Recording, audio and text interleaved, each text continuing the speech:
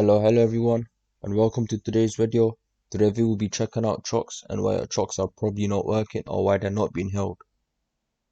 But first, if you're new to the channel, my name's Jack and I've been trading for over 4 years. So if you want to learn more about trading, then make sure you subscribe to our channel for more trading content. And if you like this video, make sure you hit the like button. Alright, so let's hop onto the charts now. So you probably heard the term CHOCH everywhere by now.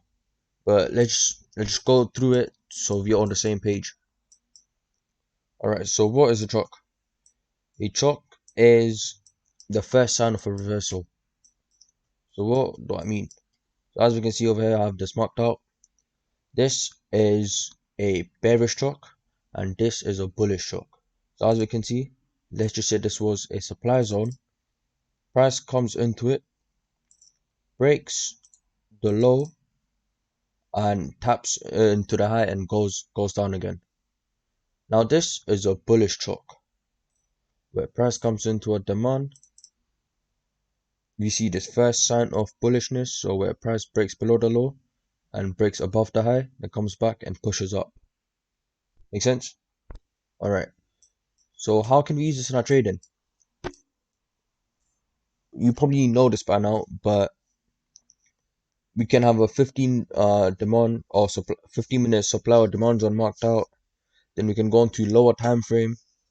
This depends on your preference, maybe 1 minute, 2 minute or 3 minute. I prefer 1 minute.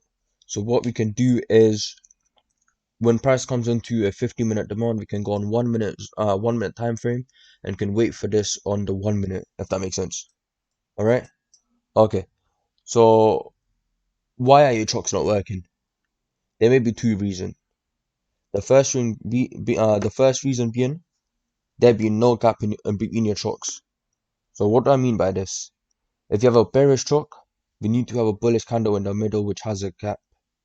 And if it's a bullish CHOCH, we need a bearish candle in middle with a gap.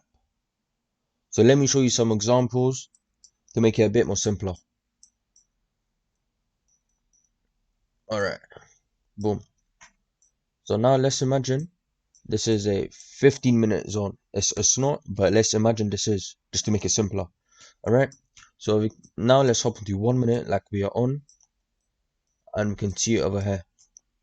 So price comes into the demand. We have the high being broken and the low being broken, right? Good. So this is what we need, a gap. So we can see this is a bearish CHOCH. We have an opposing candle which we need, and we have a gap. So if this over here, this candle or this candle were above here,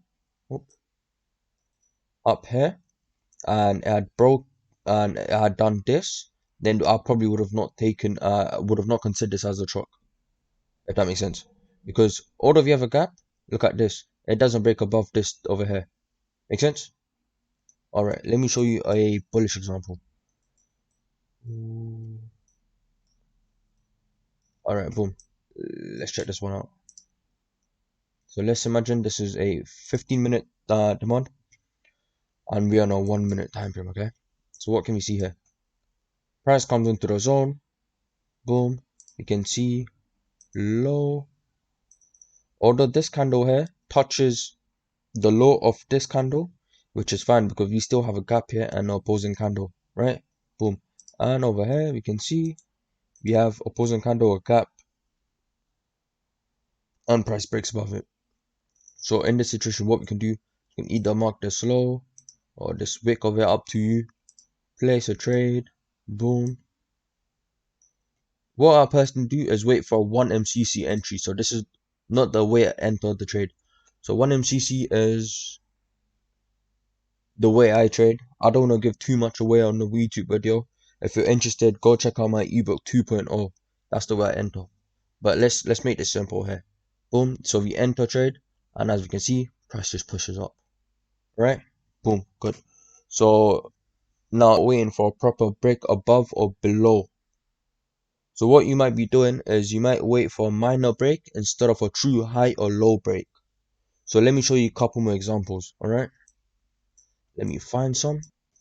Alright, so let's hop into this example here. You can see price comes here. Let's just say this is a 15-minute demand zone again. Boom. So what most of you lot are doing is waiting for a low over here. You will have this low mark and this high mark. Alright? And you see price go up and you're okay, the price has dropped. And you'll probably enter somewhere here, which is wrong. But we can see it does play out. But in this case, it would be completely wrong. Because as we can see, this is the low, right? But it's not the true low, because this is the true low. So as we can see, this is the true low, because price didn't break below this before it went here. So we can assume this is a high. So what is a high over here? Let me mark this out. Boom. So we can see price goes up, fails to break below this again, then goes up, then again fails to break below this, and it goes down. So we know this is our true low, and this is the new low that we created. But what is the true high? Is it this? No.